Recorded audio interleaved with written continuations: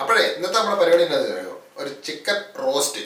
അതായത് വളരെ എളുപ്പത്തിൽ തയ്യാറാക്കാൻ പറ്റുന്ന ഒരു ചിക്കൻ റോസ്റ്റ് ആണ് ഇന്നത്തെ നമ്മുടെ പരിപാടി. അപ്പൊ നമ്മൾ നമ്മുടെ സാധനങ്ങളൊക്കെ എടുത്ത് വെച്ചിട്ടുണ്ട്. അധികം സാധനങ്ങളൊന്നും ഇല്ല. അപ്പൊ നമ്മള് ചട്ടിക്കകത്താണ് നമ്മള് നമ്മുടെ റോസ്റ്റ് ചെയ്യുന്നത്. അപ്പൊ ചിക്കൻ റോസ്റ്റ് ആയതുകൊണ്ട് തന്നെ നമ്മൾ ഇച്ചിരി എണ്ണ കൂടുതൽ വേണം. ഏകദേശം 4 ടേബിൾ സ്പൂണോളം എണ്ണ എടുത്തിട്ടുണ്ട്. ഇത് നമുക്ക് കുക്കിംഗ് ഓയിൽ വേണമെങ്കിൽ എടുക്കാം, അല്ലെന്നുണ്ടെങ്കിൽ വെളിച്ചെണ്ണ വേണമെങ്കിൽ എടുക്കാം. കുറച്ചുകൂടെ ടേസ്റ്റ് ആയിരിക്കും. അപ്പൊ എന്തായാലും നമ്മള് എണ്ണ ചട്ടിയിലേക്ക് ഒഴിച്ചു കൊടുത്തിട്ടുണ്ട്. അതെ, എണ്ണ ചൂടായതിനു ശേഷം വേണം നമുക്ക് ചതച്ചെടുത്ത ഇഞ്ചി, അതായത് ഏകദേശം ഒരു 1.5 ഇഞ്ച് വലിപ്പത്തിലുള്ള ഇഞ്ചിയാണ് നമ്മൾ എടുത്തിരിക്കുന്നത്. പിന്നെ നമ്മള് വെളുത്തുള്ളി 10 അല്ലി വെളുത്തുള്ളിയാണ് നമ്മൾ എടുത്തിരിക്കുന്നത്. പിന്നെ ഒരു 2 പച്ചമുളക്, പിന്നെ ഒരു തണ്ട് കറിവേപ്പില. ഇത്ര സാധനമാണ് നമ്മൾ ആദ്യം എടുത്തിരിക്കുന്നത്. അപ്പൊ നമുക്ക് എണ്ണ ചൂടായിട്ടുണ്ട്. അപ്പൊ നമുക്ക് ഇതിലേക്ക് ആദ്യം നമുക്ക് നമ്മുടെ ചതച്ച് വെച്ച ഇഞ്ചി അങ്ങോട്ട് ഇട്ട് കൊടുക്കാം. പിടിച്ചു. അപ്പൊ ഇഞ്ചിയും അതിന്റെ കൂടെ തന്നെ നമുക്ക് വെളുത്തുള്ളി ഇടാം.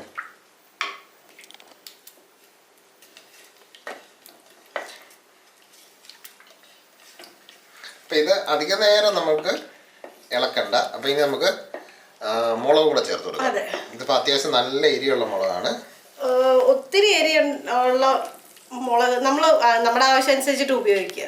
അപ്പൊ അത് എരിവിന്റെ അനുസരിച്ച് 2 or 3 ഒക്കെ ഉപയോഗിക്കാം. ഇനി നമുക്ക് കറിവേപ്പില ചേർത്ത് കൊടുക്കാം. അതെ, നല്ല പച്ച കറിവേപ്പില കൂടെ ചേർത്ത് ഇനിയിപ്പോ ഇത് നന്നായിട്ടൊന്ന് ഇളക്കി എടുക്കണം. ഒരു 10-15 സെക്കൻഡ് നേരം ഒന്ന് ഇളക്കുക.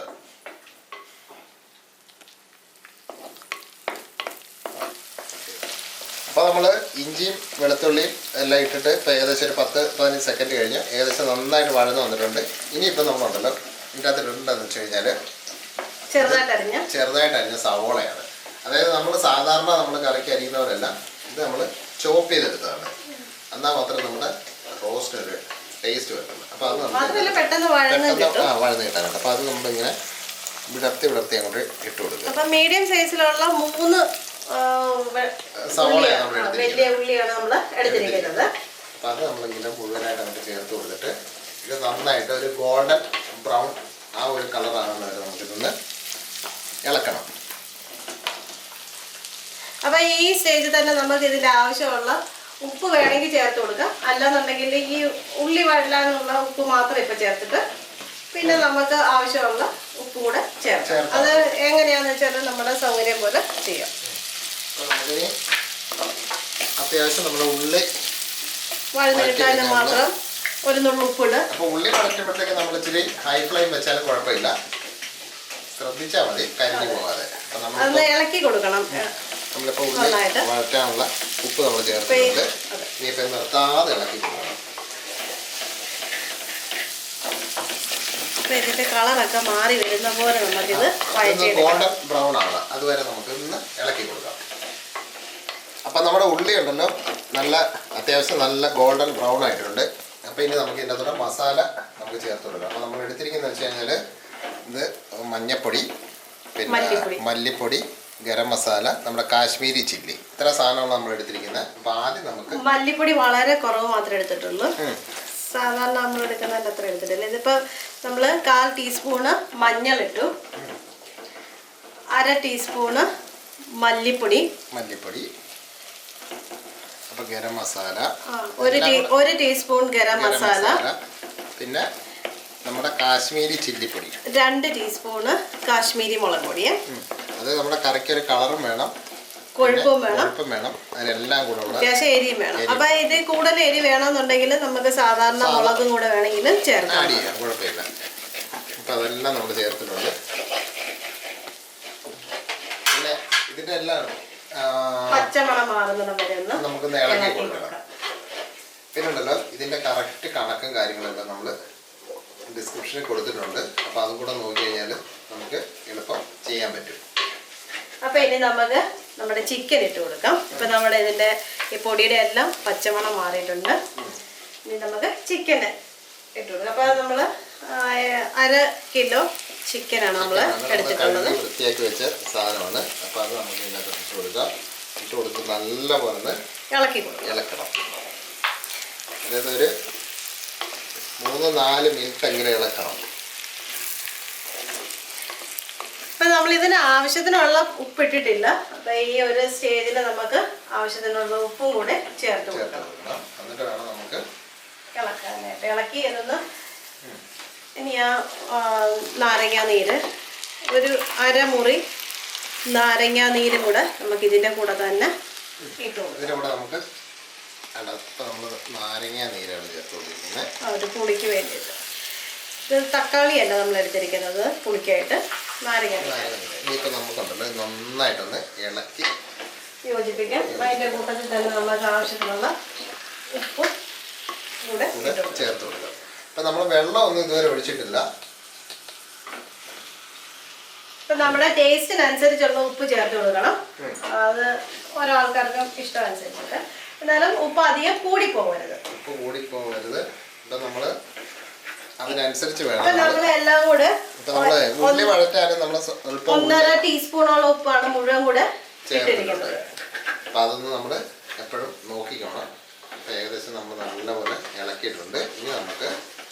ഇനി നമുക്ക് ഇതിൻ്റെ സൈഡിൽ കൂടെ കുറേശ്ശെ വെള്ളം ഒഴിച്ചു കൊടുക്കാവേ.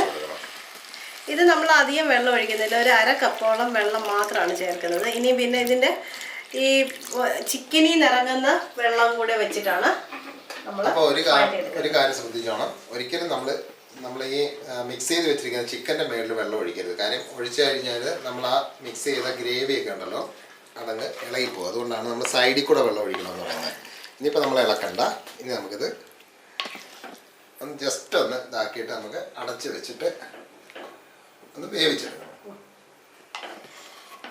ഇപ്പം മീഡിയം തീയിലാണ് നമ്മൾ അടച്ച് വേവിക്കുന്നത്.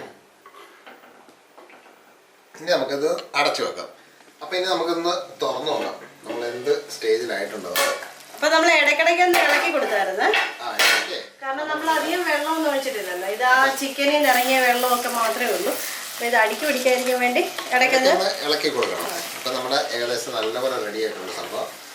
ഇനി നമ്മൾ സാധാരണ ചേർക്കാത്തൊരു സാധനം, ഇത് നമ്മുടെ ടൊമാറ്റോ കെച്ചപ്പാണ്. അപ്പോൾ അത് വേണം നമുക്ക്. അതാണ് ഇതിൻ്റെ ഈ ഒരു റെസിപ്പിയുടെ ഒരു ഹൈലൈറ്റ് എന്ന് പറയുന്നത്. അപ്പോൾ അത് നമ്മൾ ചേർത്ത് കൊടുത്തിട്ടുണ്ട്. ഏകദേശം 2 ടേബിൾ സ്പൂൺ നമ്മൾ ഒഴിച്ചിട്ടുണ്ട്.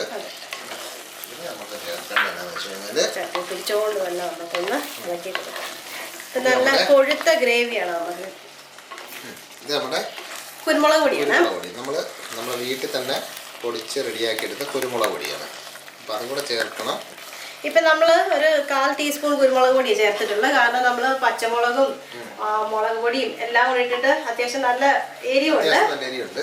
പിന്നെ ഇപ്പം ഇനി നമ്മുടെ ഒരു കുരുമുളകിന്റെ ഒരു ടെക്സ്ചറും ടേസ്റ്റും ഒക്കെ വരാൻ വേണ്ടിയാണ് എടുത്തിരിക്കുന്നത്. കറിവേപ്പില ഇട്ട് ഏറ്റവും അവസാനം അപ്പൊ നമുക്ക് സ്റ്റൗ ഓഫ് ചെയ്തേക്കാം. കറിവേപ്പില ഇടുന്നതിന് മുമ്പായിട്ട് തന്നെ സ്റ്റൗ ഓഫ് ചെയ്ത്. അപ്പൊ ഇനിയുണ്ടല്ലോ ഈ ഗ്രേവി ഒന്നുകൂടെ തിക്കാവും. അതെ, ഇരിക്കുന്ന അനുസരിച്ചിട്ട് തിക്കാവും. പ്രത്യേകിച്ച് നമ്മൾ ഉപയോഗിക്കുന്നത് ഈ മൺചട്ടി കൂടെ ആയതുകൊണ്ട് ചൂട് കുറച്ച് നേരം നിൽക്കും.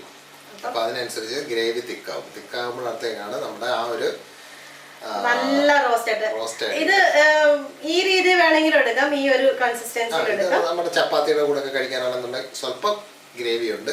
അല്ല കുറച്ചൊരു 5-10 മിനിറ്റ് നമ്മൾ വെയിറ്റ് ചെയ്യണമെന്നുണ്ടെങ്കിൽ നമുക്ക് നല്ല ഡ്രൈ ആയിട്ട് കിട്ടും.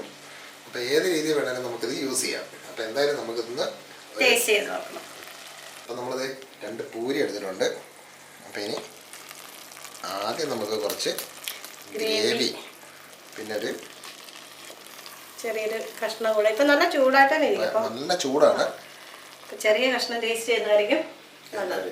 അപ്പോൾ നമുക്ക് കുറച്ച് പൂരിയൊക്കെ എടുത്തിട്ട് മുറിക്കുക, ഗ്രേവി അങ്ങോട്ട് എടുക്കുക. നല്ല കൊഴുത്ത ഗ്രേവിയാണ്. അങ്ങോട്ട് വെച്ച് കൊടുക്കുക.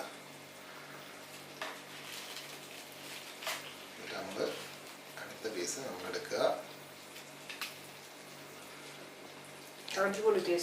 നല്ല ചൂടാ കേട്ടോ. ഇതിപ്പോ നമ്മള് പെട്ടെന്ന് ടേസ്റ്റ് ചെയ്യുന്നത്.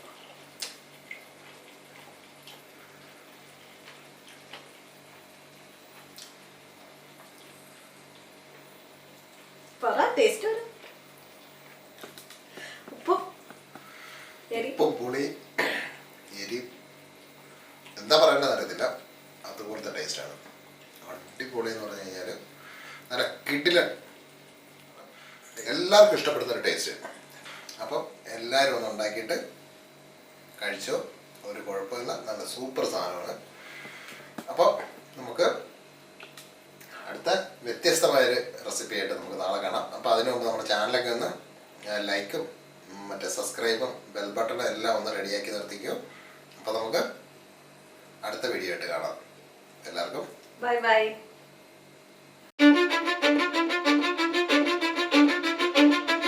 Cause I don't give a fuck what you say. Yeah, I'ma do shit my way. So you can go kick rocks, I'ma stack bricks up, build what I want to make. Yo, I got a lot of shit to say, so I'ma do this every day. I'll be writing things until I'm fucking buried in my grave.